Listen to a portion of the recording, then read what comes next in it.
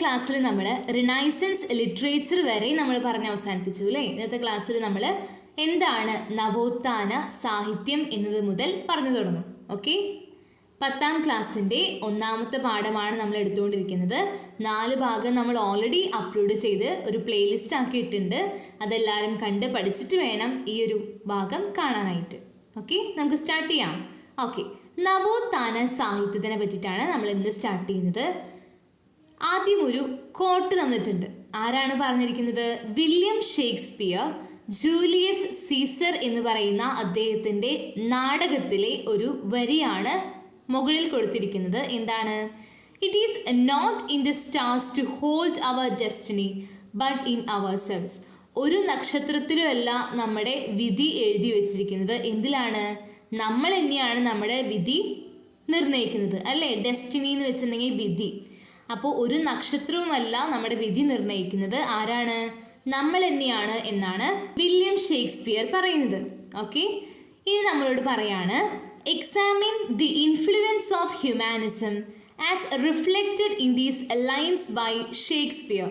ഷേക്സ്പിയറിൻ്റെ ഈ വരികളിൽ ഹ്യൂമാനിസം എന്ന് പറയുന്ന കൺസെപ്റ്റിൻ്റെ ഇൻഫ്ലുവൻസ് ഉണ്ട് അല്ലേ. ഹ്യൂമാനിസം എന്ന് പറയുന്ന മാനവികത എന്ന് പറയുന്ന കൺസെപ്റ്റ് വന്നത് മുതലാണ് എന്ത് വന്നത്? യെസ്, റിനൈസൻസ്, നവോത്ഥാനം സംഭവിച്ചത് അല്ലേ. അതിന് മുന്നേയുള്ള എഴുത്തുകാരൊക്കെ എങ്ങനെയായിരുന്നു? ഇങ്ങനെയൊക്കെ പറയായിരുന്നോ? ഇല്ല, അവരെല്ലാം മതപരമായി ചിന്തിച്ചിരുന്ന ആളുകളായിരുന്നു. ഇത് കുറച്ച് മതത്തിന് എതിരായിട്ടുള്ള കുറച്ച് കാര്യങ്ങളൊക്കെ പറയാൻ തുടങ്ങി. മാനുഷിക മൂല്യങ്ങളെ നിർണയിച്ച്, മാനുഷിക മൂല്യങ്ങളെ മുൻനിർത്തി എന്ത് ചെയ്യാൻ തുടങ്ങി? ഓരോ കാര്യങ്ങൾ പറയുവാനും ചെയ്യുവാനും സ്റ്റാർട്ട് ചെയ്തിട്ടുള്ള ഒരു കാലമാണ് എന്ത്? റിനൈസൻസ് അല്ലേ. അത് എന്തിൻ്റെ അടിസ്ഥാനത്തിലാണ്? എന്തിൻ്റെ ഇൻഫ്ലുവൻസ് കാരണമാണ്? മാനവികത, ഹ്യൂമാനിസം എന്ന് പറയുന്ന കൺസെപ്റ്റ് വന്നതോടുകൂടിയാണ് ഈ ഒരു കാര്യങ്ങൾക്കൊക്കെ മാറ്റങ്ങൾ വരാനായിട്ട് സ്റ്റാർട്ട് ചെയ്തത്. ഇനി ഒരു കാര്യം പറയുന്നുണ്ട്, renaissance writers gave importance to individual liberty and secular values എന്ന് പറഞ്ഞിട്ടുണ്ടെങ്കിൽ ഈ നവോത്ഥാന കാലത്തിലെ സാഹിത്യകാരന്മാർ അല്ലെങ്കിൽ എഴുത്തുകാർ എന്ത് ചെയ്തിരുന്നു? 2 കാര്യങ്ങൾക്ക് പ്രാധാന്യം കൊടുത്തിരുന്നു. എന്തൊക്കെയാണ് ആ 2 കാര്യങ്ങൾ? വ്യക്തി സ്വാതന്ത്ര്യം, അതാണ് ഇൻഡിവിജ്വൽ ലിബർട്ടി എന്ന് പറഞ്ഞിട്ടുണ്ടെങ്കിൽ.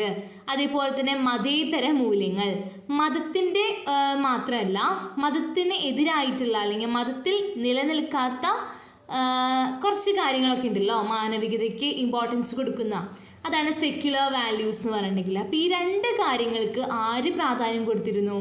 ഈ റിനൈസൻസ് കാലഘട്ടത്തിലെ എഴുത്തുകാരെ പ്രാധാന്യം കൊടുത്തു.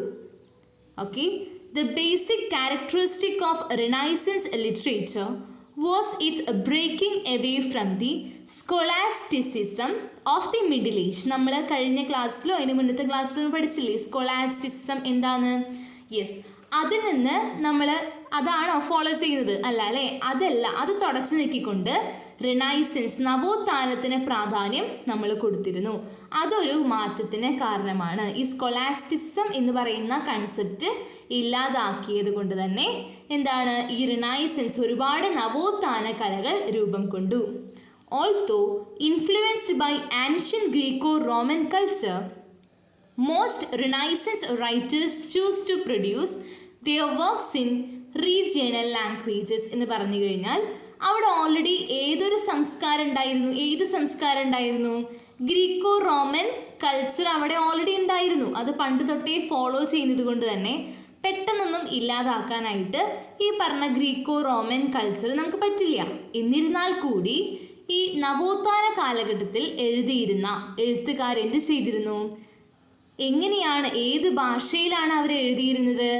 അവരുടെ തന്നെ റീജിയണൽ ലാംഗ്വേജസിലാണ് അത് എഴുതിയിരുന്നത്. എന്ന് പറഞ്ഞാൽ അവിടുത്തെ ആളുകൾക്ക് മനസ്സിലാവുന്ന രീതിയിലാണ് എഴുത്തുകാരന്മാരെ ഓരോ കാര്യങ്ങളും എഴുതി വെച്ചിരുന്നത്. ഓക്കെ, ഇനി അടുത്ത സെൻറ്റൻസിൽ എന്താ പറയുന്നത്? Prose literature gained prominence during this period. എന്താണ് പ്രോസ് ലിറ്ററേച്ചർ? ആ പ്രോസ് ലിറ്ററേച്ചർ ആ സമയത്ത് ഒരുപാട് പ്രാധാന്യം ലഭിച്ചു എന്നാണ് പറയുന്നത്. എന്താണ് പ്രോസ് ലിറ്ററേച്ചർ എന്ന് പറഞ്ഞിട്ടുണ്ടെങ്കിൽ? ഗദ്യരൂപത്തിൽ എഴുതുക. എന്താണ് ഗദ്യരൂപം? നമുക്ക് സെൻറ്റൻസുകളായിട്ടോ പാരഗ്രാഫായിട്ടോ, പക്ഷെ പോയമാണോ എന്ന് ചോദിച്ചാൽ പോയമല്ല, നമുക്ക് ലെറ്ററോ അല്ലെങ്കിൽ എസ്സേയോ നോവലൊക്കെ പോലെ തന്നെ എഴുതുന്ന ഗദ്യ രൂപത്തിൽ എഴുതുന്ന സാഹിത്യത്തിനെ പറയുന്നതാണ് പ്രോസ്. ഓക്കെ, അപ്പം അതേപോലെ ഒരുപാട് ആളുകൾ ആ സമയത്ത് എഴുതിയിരുന്നു. In what ways will writings in regional languages and in prose forms become beneficial to society എന്ന് പറഞ്ഞു കഴിഞ്ഞാൽ അത് ഡിസ്കസ് ചെയ്യാനുള്ള ഒരു കാര്യമാണ് കേട്ടോ. നമ്മൾ പറഞ്ഞു അവർ റീജിയണൽ ലാംഗ്വേജസിലാണ് എഴുതിയിരുന്നത്, അതുപോലെ തന്നെ പ്രോസ് ഗദ്യ രൂപത്തിലാണ് അവർ ഓരോ കാര്യങ്ങളും എഴുതി വെച്ചിരുന്നത് അല്ലേ. അങ്ങനെയാണെങ്കിൽ ആ സമൂഹത്തിന് അത് എന്ത് പ്രാധാന്യമാണ് അല്ലെങ്കിൽ എന്ത് കാര്യം നല്ല കാര്യമാണ് അങ്ങനെ എഴുതിയത് കൊണ്ട് ചെയ്തത് എന്ന് ചോദിച്ചിട്ടുണ്ടെങ്കിൽ, അന്നത്തെ കാലത്ത് ഈ റിനൈസൻസ് കാലത്തിന് തൊട്ട് മുൻപ് കേട്ടോ, അന്നൊക്കെ മെയിനായിട്ട് ലാറ്റിൻ ലാംഗ്വേജിലാണ്, ലാറ്റിൻ ഭാഷയിലാണ് എല്ലാ കാര്യങ്ങളും എഴുതുക. പക്ഷെ ഒരു പ്രശ്നം എന്ന് വെച്ചിട്ടുണ്ടെങ്കിൽ അവിടുത്തെ ആളുകൾക്ക് ആ ഭാഷ അറിയില്ല. എന്താണ് ലാറ്റിൻ ലാംഗ്വേജ് അവർക്ക് ആർക്കും അറിയില്ല. അവർക്ക് അറിയുന്ന ലാംഗ്വേജ് എന്താണെന്ന് വെച്ചിട്ടുണ്ടെങ്കിൽ അവർക്ക് അവിടെ ഇറ്റാലിയൻ ലാംഗ്വേജ് അറിയാം, അതുപോലെ ഇംഗ്ലീഷ് അറിയാം. അങ്ങനത്തെ ലാംഗ്വേജ് ഒക്കെയാണ് അവരവിടെ സംസാരിച്ചിരുന്നത്. പക്ഷെ ആ ലാംഗ്വേജിലൊന്നും ആരും എഴുതിയിരുന്നില്ല. എന്തിലാണ്? ലാറ്റിൻ ഭാഷകളിലാണ് ഓരോ പ്രസിദ്ധീകരണങ്ങളും ഉണ്ടായിരുന്നത്. അതുകൊണ്ട് തന്നെ അവരുടെ ആളുകൾക്ക് അവിടുത്തെ ആളുകൾക്ക് എന്ത് ചെയ്യാൻ പറ്റിയിരുന്നില്ല? അതൊന്നും വായിക്കാനോ കൂടുതൽ അറിവ് നേടുവാനോ സാധിച്ചിരുന്നില്ല. അപ്പം ഇങ്ങനെ ഓരോരുത്തർ റീജിയണൽ ലാംഗ്വേജസിൽ അവിടെ ഉണ്ടായിരുന്ന ഭാഷകളിൽ എഴുതാൻ തുടങ്ങിയപ്പോൾ അവർക്ക് അവിടുത്തെ കാര്യങ്ങൾ മനസ്സിലാക്കുവാൻ തുടങ്ങി. പ്രോസ് ഫോംസ് ഗദ്യ രൂപത്തിൽ എഴുതുമ്പോൾ എന്താണ് ഒരു ഗുണം എന്ന് പറഞ്ഞിട്ടുണ്ടെങ്കിൽ അത് മനസ്സിലായി. നോവലൊക്കെ വായിച്ചവർക്ക് അറിയാം, പെട്ടെന്ന് നമുക്ക് മനസ്സിലാവില്ല, നമ്മുടെ മൈൻഡിൽ പെട്ടെന്ന് കയറും. അപ്പോൾ അതേപോലെയുള്ള രൂപത്തിൽ എഴുതുമ്പം ഈ സൊസൈറ്റിയിൽ ഉണ്ടായിരുന്ന സാധാരണ ആളുകൾക്ക് പെട്ടെന്ന് മനസ്സിലാക്കാൻ പറ്റിയിരുന്നു. ഇതാണ് ഈ രണ്ട് കാര്യങ്ങൾ. ഇപ്പോൾ നമ്മൾ ഏതൊക്കെ പറഞ്ഞു? റീജിയണൽ ലാംഗ്വേജസിൽ എഴുതിയതിൻ്റെയും പ്രോസ് ലിറ്ററേച്ചർ, പ്രോസ് രൂപങ്ങളിൽ എഴുതിയതിൻ്റെയും ഗുണം എന്ന് പറയുന്നത് ഇപ്പോൾ ഞാൻ പറഞ്ഞതാണ്. ഓക്കെ, ഇതുവരെ എല്ലാവർക്കും ക്ലിയർ ആണോ? ഇനി നമുക്ക് കുറച്ച് സാഹിത്യകാരന്മാരെ പറ്റി പഠിക്കാം. ഓക്കെ, നിങ്ങൾക്ക് ആകെ ഒരു 5 പേരെ പറ്റിയിട്ട് പഠിക്കാനുള്ളൂ കേട്ടോ. അവരെ പറ്റിയിട്ടും അവരുടെ എഴുത്തുകളുടെ പ്രത്യേകതയും അതേപോലെ ഏതാണ് ആ കൃതി, അവർ എഴുതിയ കൃതി ഏതാണെന്നും അത് നിങ്ങൾക്ക് ജസ്റ്റ് പഠിക്കാനുണ്ട്. ഒരു 5 പേരുടെ പേര് നിങ്ങൾക്ക് പഠിക്കാനുണ്ട്. ആരാണ് ആ 5 പേരെന്ന് ആദ്യം ഒന്ന് പറയാം നമുക്ക്. ജസ്റ്റ് അവരുടെ പേരൊന്ന് പഠിക്കണം. ഓക്കെ, ഒന്നാമത്തെയാണ് ദാന്തെ. എൻ്റെ കൂടെ പറഞ്ഞു പഠിക്കണം, ദാന്തെ. രണ്ടാമത്തെയാണ് പെട്രാർക്ക്. ആരാണ്? പെട്രാർക്ക്. മൂന്നാമത്തെയാണ് ബൊക്കാച്ചിയോ. ആരൊക്കെയാണ് ഇപ്പോൾ പറഞ്ഞത്? Dante, Petrarch, Boccaccio. നാലാമത്തെ ആളുടെ പേരാണ് നിക്കോളോ മാക്കിയാവെല്ലി. എന്താണ്? Niccolo Machiavelli. Dante, Petrarch, Boccaccio, Niccolo Machiavelli. ഇനി വേറൊരാളും കൂടി ഉണ്ട്, അതൊരു ഫീമെയിലാണ്. ആരാണ്? Cassandra Fedele. കസാൻഡ്ര, അങ്ങനെയാണ്, കസാൻഡ്ര ഫെഡേലെ. അങ്ങനെ 5 പേരാണ് നമുക്ക് പഠിക്കാനുള്ളത്. മനസ്സിലായില്ലേ ആരൊക്കെയാണ്? ഇനി നമുക്ക് കുറച്ച് ഡീറ്റെയിൽ ആയിട്ട് ഓരോരുത്തരെ പറ്റി പഠിക്കാം. അവരുടെ കൃതി ഏതാണെന്നും അതിൻ്റെ സവിശേഷതകളാണ് നമുക്ക് പഠിക്കാനുള്ളത്. തുടങ്ങാം. ആദ്യം നമ്മൾ പഠിക്കുന്നത് ദാന്തേനെ പറ്റിയിട്ടാണ്. നോക്കാം. Dante, the renowned author of the Divine Comedy. ദാന്തയുടെ കൃതിയുടെ പേരെന്താണ്? ദ ഡിവൈൻ കോമഡി എന്നാണ്. Was a prominent literary figure during the Renaissance period. നവോത്ഥാന കാലത്തിലെ ഏറ്റവും ശ്രദ്ധേയമായിട്ടുള്ള ഒരു സാഹിത്യകാരനായിരുന്നു ആരെ? ദാന്തെ. ദാന്തെ എന്താണ് രചിച്ചത്? ഏത് കവിതയാണ്? അതൊരു കവിതയാണ്. എന്താണ്? The Divine comedy. The poem's theme revolves around Dante's imagined pilgrimage through hell, purgatory and paradise. എന്താണ് ആ കവിതയുടെ പ്രമേയം? എന്താണ്? അദ്ദേഹത്തിൻ്റെ തീർത്ഥാടനമാണ് അദ്ദേഹം ആ ഒരു കവിതയിൽ ഇമാജിൻ ചെയ്യുന്നത്, സങ്കല്പിക്കുന്നത് എല്ലാതും. ഓക്കെ, അതാണ് ആ കവിതയുടെ ആശയം എന്ന് പറയുന്നത്. ഇനി എവിടെയൊക്കെയാണ് അദ്ദേഹം തീർത്ഥാടനം ചെയ്യുന്നത്? ഒന്നാമത്തെ സ്ഥലം നരകം, ഹെൽ. രണ്ടാമത്തെ സ്ഥലം പർഗേറ്ററി എന്ന് വെച്ചിട്ടുണ്ടെങ്കിൽ ശുദ്ധീകരണ സ്ഥലം എന്നൊക്കെ കേട്ടിട്ടില്ലേ, അതാണ് പർഗേറ്ററി. മൂന്നാമത്തെ സ്ഥലം സ്വർഗം, പാരഡൈസ്. അപ്പോൾ ഈ 3 സ്ഥലത്തേക്കൂടിയുള്ള ഈ ദാന്തയുടെ തീർത്ഥാടനമാണ് ഈ കവിത, ദ ഡിവൈൻ കോമഡി എന്ന് പറയുന്ന കവിതയിൽ ദാന്തെ എഴുതി വെച്ചിരിക്കുന്നത്. Okay, however it also profoundly reflects human emotions, patriotism, fascination for natural phenomena and the ലോങ്ങിങ് for a unified and independent Italy. ഇനി അതുമാത്രമല്ല, ആ കവിതയിൽ എന്തൊക്കെ കാണാൻ പറ്റും നമുക്ക്? മനുഷ്യൻ്റെ ഇമോഷൻസ് അല്ലെ, ഓരോ വികാരങ്ങളെ പറ്റിയിട്ടും. പാട്രിയോട്ടിസം എന്ന് വെച്ചാൽ എന്താണ്? രാജ്യസ്നേഹം അല്ലേ, അതിനെ പറ്റിയിട്ടും.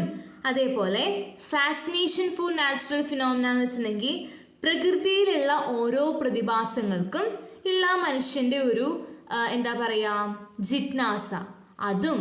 അതേപോലെ ഇറ്റലിക്ക് വേണ്ടിയിട്ടുള്ള മോഹങ്ങൾ, അതെല്ലാം തന്നെ അദ്ദേഹത്തിൻ്റെ ഈ കവിതയിൽ നമുക്ക് കാണാനായിട്ട് പറ്റും. Dante wrote the Divine comedy in the regional language, പ്രാദേശിക ഭാഷ, അവിടുത്തെ ആളുകൾ സംസാരിക്കുന്ന ഭാഷയിലാണ് ദാന്തെ ഈ ഒരു കവിത ദ ഡിവൈൻ കോമഡി എന്ന് പറഞ്ഞിട്ടുള്ള അദ്ദേഹത്തിൻ്റെ കൃതി എഴുതിയിട്ടുള്ളത്. ദാന്തെനെ പറ്റി മനസ്സിലായില്ലേ? ഏതാണ് അദ്ദേഹത്തിൻ്റെ കൃതി? The Divine comedy. രണ്ടാമതായി പഠിക്കാൻ പോകുന്ന എഴുത്തുകാരനാണ് Petrarch. Another world റിനോൺഡ് writer, Petrarch was A leading exponent of humanism. Humanism എന്ന് പറയുന്ന കൺസെപ്റ്റ് ലോകം മൊത്തം പ്രചരിപ്പിച്ചിരുന്ന, അല്ലേ, ലീഡിംഗ് എക്സ്പോണന്റ് എന്ന് വെച്ചിട്ടുണ്ടെങ്കിൽ പ്രചരിപ്പിക്കുക കേട്ടോ. അപ്പോൾ അങ്ങനെ ചെയ്തിരുന്ന ഒരു എഴുത്തുകാരനായിരുന്നു ലോക പ്രസിദ്ധനായ വേൾഡ് റിനോൺഡ് റൈറ്റർ പെട്രാർക്ക്. ഇനി അദ്ദേഹത്തിൻ്റെ കൃതി ഏതാന്ന് പറയുന്നുണ്ട്, പക്ഷെ അതിൻ്റെ പേരെടുത്ത് പറയുന്നില്ല. നമ്മൾ ദാന്തെയിൽ പഠിച്ചില്ലേ ദ ഡിവൈൻ കോമഡി, അതേപോലെ പെട്രാർക്കിൻ്റെ പറയുന്നില്ല. പക്ഷെ എന്നിരുന്നാൽ കൂടി അദ്ദേഹത്തിൻ്റെ കൃതി ഏതാണ്? ഹിസ് സൊണറ്റ്സ്. സൊണറ്റ്സ് എന്ന് വെച്ചിട്ടുണ്ടെങ്കിൽ ഈ കുഞ്ഞിയ കവിതകൾ, ഓക്കെ, അങ്ങനത്തെ പറയുന്നതാണ് sonnets. Okay, his sonnets addressing Laura reflecting a bold and unique style. അപ്പോൾ ഇത് പറയുന്നത് ഒരു പ്രണയഗീതങ്ങളാണ് പെട്രാർക്ക് എഴുതിയിരുന്നത്. ലോറയ്ക്ക് എഴുതിയിട്ടുള്ള പ്രണയഗീതങ്ങളാണ് അദ്ദേഹത്തിൻ്റെ കൃതിയായിട്ട് പറയാം. ഓക്കെ, ഇനി അദ്ദേഹത്തിൻ്റെ സ്റ്റൈൽ, ശൈലിയെ പറ്റി പറയുന്നുണ്ട്. എന്താണ്? ബോൾഡും ആണ്, യുണീക്ക് ആയിട്ടുള്ള സ്റ്റൈലാണ് അദ്ദേഹം ഉപയോഗിച്ചിരുന്നത്. However, Petrarch remained committed to writing in Latin. എന്ന് വെച്ചിട്ടുണ്ടെങ്കിൽ അദ്ദേഹം എഴുതിയിരുന്നത് ലാറ്റിൻ ഭാഷയിലാണ് അദ്ദേഹത്തിൻ്റെ കൃതികൾ എഴുതിയിരുന്നത്. Another notable Renaissance writer was Boccaccio. അപ്പം പെട്രാർക്കിനെ പറ്റി ഇത്രയും പഠിക്കാനുള്ളൂ കേട്ടോ. ഇനി വേറൊരു എഴുത്തുകാരനെ പറ്റി പറയുവാണ് ബൊക്കാച്ചിയോ. ഇനി അദ്ദേഹത്തിനെ പറ്റി ഡീറ്റെയിൽ ആയിട്ട് പഠിക്കാൻ നമുക്കില്ല. അദ്ദേഹത്തിൻ്റെ വർക്ക് ഏതാണെന്ന് മാത്രമേ പഠിക്കാനുള്ളൂ. ഏതാണ്?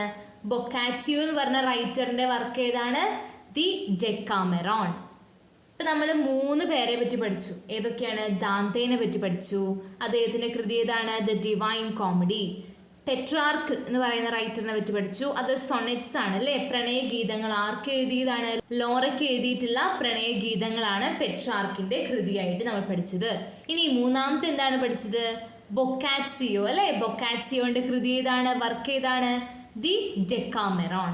3 പേരും ക്ലിയർ അല്ലേ? നാലാമതായി നമ്മൾ പഠിക്കാൻ പോകുന്ന സാഹിത്യകാരൻ ആരാണ്? നിക്കോളോ മാക്കിയാവെല്ലി അല്ലേ. അദ്ദേഹത്തിൻ്റെ വർക്കാണ് ദി പ്രിൻസ്.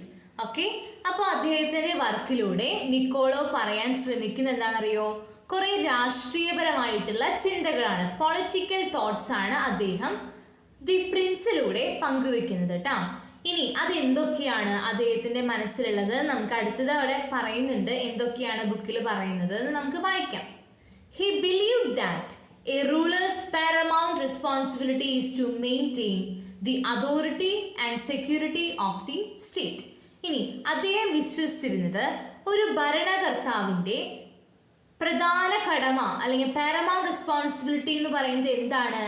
ആ രാജ്യത്തിൻ്റെ സുരക്ഷതയും സെക്യൂരിറ്റിയും അതേപോലെ അതോറിറ്റി എന്ന് വെച്ചാൽ എന്താണ്?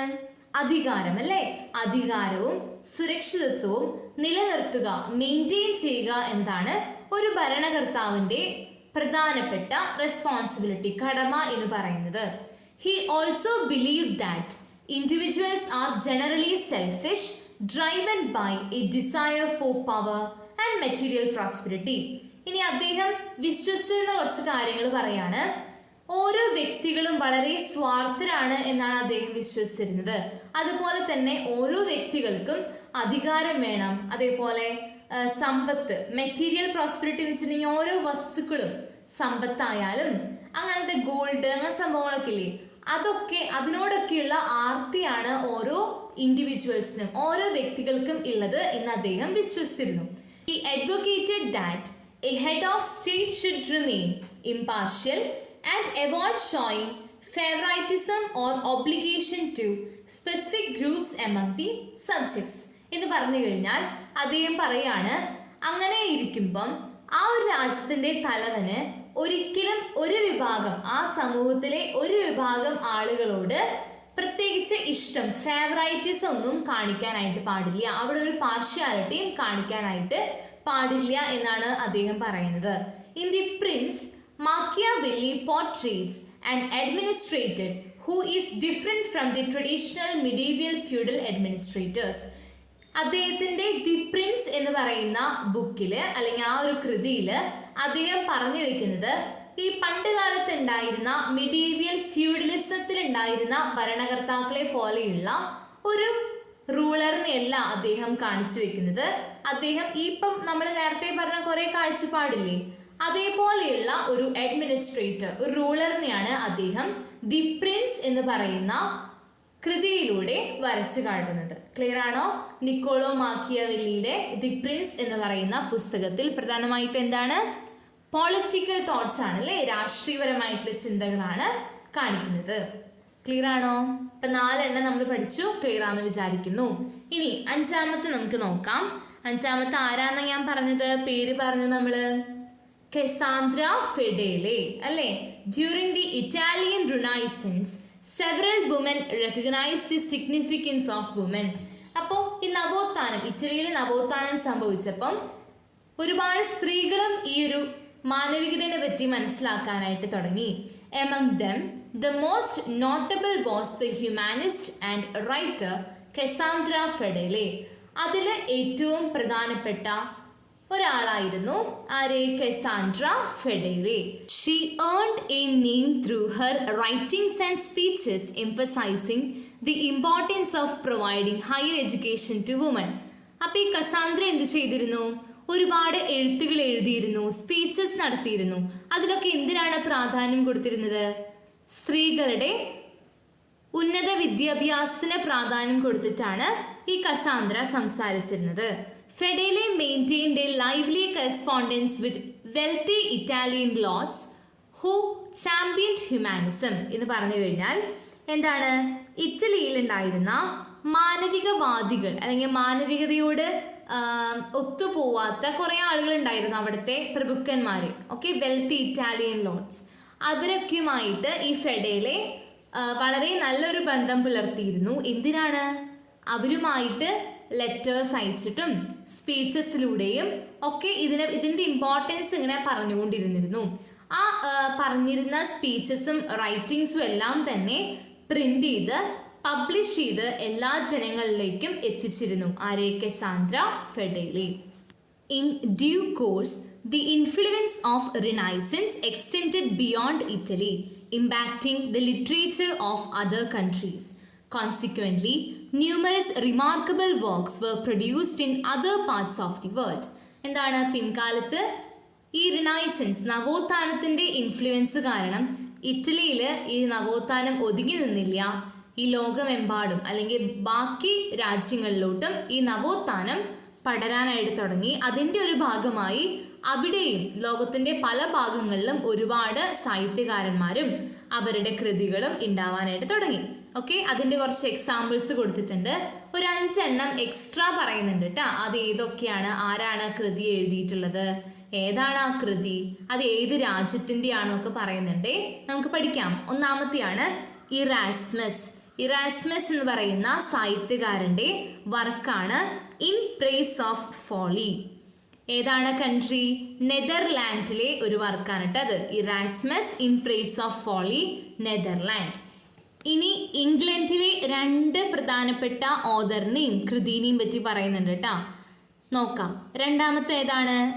ജെഫ്രി ചോസർ അല്ലെ. ജെഫ്രി ചോസർ അദ്ദേഹത്തിൻ്റെ വർക്കാണ് കാൻറ്റർബറി ടെയിൽസ്, കാൻറ്റർബറി കഥകൾ എന്ന് വേണേൽ പറയാം. ഓക്കെ, ഏതാണ് കൺട്രി? ഇംഗ്ലണ്ട്. 3ാമത്തെ തോമസ് മൂർ. കുറച്ച് പേര് കേട്ടിട്ടുണ്ടാവാൻ ചാൻസ് ഉള്ള ഒരു സാഹിത്യകാരനാണ് തോമസ് മൂർ. അദ്ദേഹത്തിൻ്റെ വർക്കാണ് ഉട്ടോപ്പിയ, കൺട്രി ഇംഗ്ലണ്ട് തന്നെ. ഇനി 4ാമത്തെയാണ് മിഗ്വൽ ഡെ സെർവാന്തെ. അദ്ദേഹത്തിൻ്റെ വർക്കാണ് Don Quixote. Okay, Don Quixote. Country ഏതാണ്? സ്പെയിനാണ്. അഞ്ചാമത്തെ സാഹിത്യകാരനാണ് ഫ്രാൻസോ റാബെലെ. ഫ്രാൻസ്കോ റാബെലെ. നിങ്ങൾക്ക് പ്രൊനൗൺസ് ചെയ്യാൻ എങ്ങനെയാണ് പറ്റുന്നത് അതേപോലെയൊക്കെ പഠിച്ചിട്ട് എഴുതുക കേട്ടോ. ഇതന്നെ ഇങ്ങനെ തന്നെ പ്രൊനൗൺസ് ചെയ്യണ്ട, അത് വേറെ ഭാഷയായതുകൊണ്ട് നമുക്ക് പ്രൊനൗൺസ് ചെയ്യാൻ ബുദ്ധിമുട്ടാണ്. ഇനി അദ്ദേഹത്തിൻ്റെ വർക്ക് ഏതാണ്? ഗാർഗൻറ്റുവ ആൻഡ് പാൻറ്റഗ്രുവൽ എന്നാണ് ഈ ഫ്രാൻസോ റാബെലയുടെ വർക്ക് എന്ന് പറയുന്നത് കേട്ടോ. കൺട്രി ഏതാണ്? ഫ്രാൻസ് ആണ് കൺട്രി. അപ്പോൾ ഈ 5 ഓതറും അവരുടെ വർക്കും കൺട്രിയും ഒന്ന് നോക്കി വെക്കുക. ഒരു 3-4 ഉണ്ടെങ്കിലും മെയിനായിട്ടൊന്ന് പഠിക്കുക കേട്ടോ. ഓക്കെ, പറ്റുന്ന പോലെയൊക്കെ പഠിക്കുക. ഇനി നമ്മൾ പ്രിൻറ്റിങ്ങിനെ വെച്ച് പഠിക്കാൻ പോവാം കേട്ടോ. ഈ നവോത്ഥാന കാലഘട്ടത്തിൽ ഒരുപാട് സാഹിത്യകൃതികൾ വന്നു അല്ലേ. ഇനി അതെല്ലാം സാധാരണ ജനങ്ങളിലേക്ക് എത്തിക്കാൻ വേണ്ടിയിട്ട് എന്ത് വേണം? അതെല്ലാം പ്രിന്റ് ചെയ്യണം, അച്ചടിക്കണം. അപ്പം അത് ഈ ഒരു സമയത്ത് വളരെയധികം പോപ്പുലറായി. അതാണ് ആദ്യത്തെ സെൻറ്റൻസിൽ പറയുന്ന കാര്യം. ഇനി യൂറോപ്പിലെ ആദ്യമായി ഈ പ്രിന്റ് അടിക്കുന്ന പ്രസ്, ഈ അച്ചടിശാല തുടങ്ങിയത് ആരാണ്? ജൊഹാനസ് ഗുട്ടൻബർഗ് ആണ്. Johannes Gutenberg established the first printing press in Europe. The printing machine, which was set up in the 15th century, was made of metal and was of movable type. ഇനി ആപ്പുണ്ടായിട്ടുള്ള printing മെഷീൻ്റെ പ്രത്യേകത പറയാണ് കേട്ടോ. 15-ാം നൂറ്റാണ്ടിൽ നിർമ്മിച്ചിട്ടുള്ള ആ ഒരു printing machine എന്തുകൊണ്ട് ഉണ്ടാക്കിയതാണ്? മെറ്റൽ, ലോഹങ്ങൾ കൊണ്ട് നിർമ്മിതമാണ്. അതേപോലെ തന്നെ നമുക്കത് നീക്കാനൊക്കെ പറ്റും, മൂവബിൾ ആണ്. ഇങ്ങനൊരു പ്രിന്റിംഗ് പ്രസ്, ഈ അച്ചടിശാല ഒക്കെ തുടങ്ങിയപ്പം എന്തൊക്കെ മാറ്റങ്ങളാണ് ആ സൊസൈറ്റിയിൽ ആ കാലഘട്ടത്തിൽ ഉണ്ടായത് എന്നാണ് അടുത്തൊരു ക്വസ്റ്റ്യൻ ആയിട്ട് ചോദിക്കുന്നത്. എന്തൊക്കെ മാറ്റം വന്നിട്ടുണ്ടായിരിക്കും? ഡിസെമിനേഷൻ ഓഫ് നോളജ് അല്ലേ, അറിവ് എല്ലാവരിലേക്കും വ്യാപിക്കാനായിട്ട് തുടങ്ങി. എല്ലാ സാധാരണ ജനങ്ങളിലേക്കും അറിവ് കിട്ടാൻ തുടങ്ങി. അപ്പോൾ എന്തുണ്ടാവും? പ്രോഗ്രസ് ഇൻ ലിറ്ററസി അല്ലേ, എല്ലാവരിലേക്കും അറിവ് വ്യാപിക്കാൻ തുടങ്ങിയപ്പം അവിടെ സാക്ഷരത കൂടി. ഇനി മൂന്നാമത്തെ കാര്യം എന്ത് പറയാം? അവരുടെ സംസ്കാരം വളരാൻ തുടങ്ങിയിട്ടുണ്ടാവും. മൂന്നാമത്തെ പോയിന്റ് ആയിട്ട് നമുക്ക് കൾച്ചറൽ ഗ്രോത്ത് എന്ന് പറയാം. കൾച്ചറൽ ഗ്രോത്ത്, അവിടെ സംസ്കാരങ്ങൾ വളരാനായിട്ട് തുടങ്ങി എന്ന് പറഞ്ഞു കഴിഞ്ഞാൽ എല്ലാവരിലേക്കും അറിവ് കിട്ടുകയാണ് അല്ലേ. അവിടുത്തെ കലകളെ പറ്റിയിട്ടും സാഹിത്യത്തിനെ പറ്റിയിട്ടും ഫിലോസഫി എല്ലാവരിലേക്കും എല്ലാം അറിയാൻ തുടങ്ങിയപ്പോൾ അവിടുത്തെ കൾച്ചറ് സ്വാഭാവികമായിട്ടും കൂടാനായിട്ട് തുടങ്ങി. അതേപോലെ തന്നെ സ്റ്റാൻഡേർഡൈസേഷൻ ഓഫ് ലാംഗ്വേജ്, അവർക്ക് സ്ഥിരമായിട്ട് ലാംഗ്വേജ് ഇല്ല എന്ന് ഞാൻ പറഞ്ഞു. അവിടെ പ്രധാനമായിട്ടുണ്ടായിരുന്നത് ലാറ്റിൻ ആയിരുന്നു. ലാറ്റിൻ പക്ഷേ അവർക്ക് ആർക്കും വായിക്കാനോ മനസ്സിലാക്കാനോ പറ്റിയിരുന്നില്ല. അപ്പം ഇങ്ങനെ അച്ചടിക്കാൻ തുടങ്ങിയപ്പം അവർക്ക് അവരുടെ ലാംഗ്വേജ് എന്ത് ചെയ്യാൻ പറ്റി? സ്റ്റാൻഡേർഡൈസ് ചെയ്യാൻ പറ്റി. ലാറ്റിനിൽ മാത്രമല്ല അച്ചടിക്കുന്നത്, അവരുടേതായിട്ടുള്ള ഭാഷകളിലും അച്ചടിക്കാനായിട്ട് തുടങ്ങി. അപ്പം ഇങ്ങനെ ഒരു 4 പോയിന്റ് നമുക്ക് പഠിച്ചു വെക്കാം. ഏതൊക്കെയാണ്?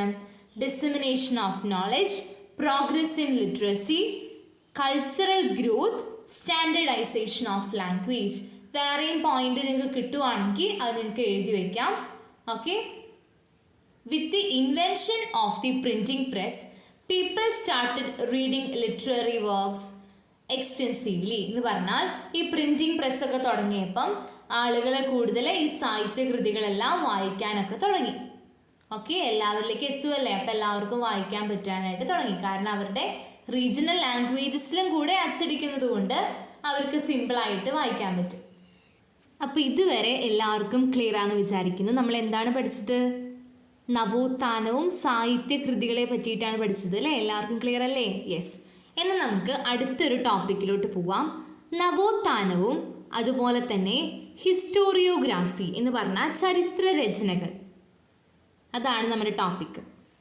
ഇവിടെ നമ്മൾ ആദ്യം കാണുന്നത് നമ്മുടെ ലോക ചരിത്രത്തിനെ അവർ 3 ഭാഗങ്ങളാക്കി തിരിക്കുവാണ്. ഏതൊക്കെയാണ്? ആൻഷ്യൻ പീരീഡ്, പ്രാചീന കാലം, മധ്യകാലം, മിഡീവിയൽ പീരീഡ്, ആധുനിക കാലം, മോഡേൺ പീരീഡ്. എന്താണ്? നമ്മുടെ ലോക ചരിത്രത്തിനെ, വേൾഡ് ഹിസ്റ്ററിനെ 3 എണ്ണമായിട്ട് തിരിക്കുന്നുണ്ട്. Ancient period, medieval period, modern period. Clear ആണോ? അപ്പോൾ ഒരുപാട് തരത്തിൽ ഒരുപാട് പേര് ഈ ലോക ചരിത്രത്തിനെ ക്ലാസിഫൈ ചെയ്യുന്നുണ്ട് കേട്ടോ. അതിലൊരെണ്ണം മാത്രമാണിത്. ഇതാരാണ് ഇങ്ങനെ ക്ലാസിഫൈ ചെയ്തതെന്ന് നോക്കിയാലോ. ഞാൻ അവിടെ മാർക്ക് ചെയ്തിട്ടുള്ള 2 പേര് കണ്ട, 2 ഇറ്റാലിയൻ ചരിത്രകാരന്മാരാണ് ഇങ്ങനെ ഒരു ക്ലാസിഫിക്കേഷൻ മുന്നോട്ട് കൊണ്ടുവന്നത്. ലോക ചരിത്രത്തിനെ നമുക്ക് ഇങ്ങനെ 3 എണ്ണമായിട്ട് ക്ലാസിഫൈ ചെയ്യാം എന്ന് പറഞ്ഞത് ആരാണ്? ഫ്ലാവിയോ ബിയോണ്ടോ, ലിയോണാർഡോ ബ്രൂണി എന്ന് പറയുന്ന 2 ഇറ്റാലിയൻ ഹിസ്റ്റോറിയൻസ് ആണ് ഇങ്ങനെ ഒരു ക്ലാസിഫിക്കേഷൻ ഇൻട്രൊഡ്യൂസ് ചെയ്തത്, മുന്നോട്ട് കൊണ്ടുവന്നത്. ഇനി എങ്ങനെയാണ് ആ ക്ലാസിഫിക്കേഷൻ നമുക്ക് നോക്കാം. World history has been categorized as illustrated above for ease of learning. നമുക്ക് പഠിക്കാനുള്ള എളുപ്പത്തിന് മുകളിൽ കൊടുത്തിരിക്കുന്ന മാതിരി നമുക്ക് എന്താണ് ലോക ചരിത്രത്തിനെ ക്ലാസിഫൈ ചെയ്യാനായിട്ട് സാധിക്കും. എങ്ങനെയൊക്കെയാണ്? Ancient period, medieval period, modern period. Okay, this classification divides history into 3 distinct periods. ഈ ഒരു ക്ലാസിഫിക്കേഷനിൽ നമുക്ക് ചരിത്രത്തിനെ 3 എണ്ണമായിട്ട് തിരിക്കാം. ഏതൊക്കെയാണ്? ഒന്നാമത്തെ എന്താണ്? ആൻഷ്യൻ പീരീഡ് അല്ലേ, spanning up to 5th century CE. CE 5ാം നൂറ്റാണ്ട് വരെയാണ് എന്ത് പറയുന്നത്? പ്രാചീന കാലം, ആൻഷ്യൻ പീരീഡ് എന്ന് പറയുന്നത്. ക്ലിയർ ആണോ? യെസ്, ആൻഷ്യൻ പീരീഡ് എന്ന് പറയുന്നത് ഏത് നൂറ്റാണ്ട് വരെയാണ്? 5ാം നൂറ്റാണ്ട് CE വരെയാണ്. ഇനി മിഡീവിയൽ പീരീഡ് എന്ന് പറഞ്ഞാൽ ഏതൊക്കെയായിരിക്കും? അപ്പോൾ 5ാം നൂറ്റാണ്ട് മുതലായിരിക്കും അല്ലേ. ഏത് വരെയാണെന്നറിയോ? 15ാം നൂറ്റാണ്ട് വരെ. മിഡീവിയൽ പീരീഡ്, മധ്യകാലം എന്ന് പറയുന്നത് 5ാം നൂറ്റാണ്ട് മുതൽ 15ാം നൂറ്റാണ്ട് വരെയാണ് മിഡീവിയൽ പീരീഡ് എന്ന് പറയുന്നത്. ഇനി മോഡേൺ പീരീഡ് എന്ന് പറയുന്നത് എന്തായിരിക്കും? 15ാം നൂറ്റാണ്ടിന് ശേഷമുള്ള കാലം. ക്ലിയർ ആണോ? Yes, this classification emerged during the renaissance period. ഈ ഒരു ക്ലാസിഫിക്കേഷൻ വന്നത് ഏത് കാലഘട്ടത്തിലാണ്? നവോത്ഥാന കാലഘട്ടത്തിലാണ് ഇങ്ങനെ നമ്മൾ ലോക ചരിത്രത്തിനെ ക്ലാസിഫൈ ചെയ്തത്. നമ്മൾ ആരാണ് അത് പറഞ്ഞത് എന്നൊക്കെ ഓൾറെഡി പറഞ്ഞു. It was introduced by 2 Italian historians, Flavio Biondo and Leonardo Bruni. 2 Italian ചരിത്രകാരന്മാരാണ് ഇങ്ങനെ ഒരു ക്ലാസിഫിക്കേഷൻ മുന്നോട്ട് വെച്ചത്. 2 പേരുടെ പേര് നമ്മൾ പഠിച്ചു അല്ലേ. Let us examine the significant changes that occurred in the historiography during this period. അപ്പോൾ ആ സമയത്ത് വന്നിട്ടുള്ള പ്രധാനപ്പെട്ട മാറ്റങ്ങളൊക്കെയാണ് നമ്മൾ അടുത്തത് പഠിക്കുന്നത്. എന്തായാലും നമുക്ക് ഇതുവരെ ഇന്നത്തെ ക്ലാസ് നമുക്ക് നിർത്താം. ഇതുവരെ എല്ലാവരും അടിപൊളിയായിട്ട് വേണം പഠിച്ചു വരാൻ. അടുത്ത ക്ലാസ്സിൽ നമ്മൾ ഇതിന് ശേഷമുള്ള കാര്യങ്ങൾ പഠിക്കും.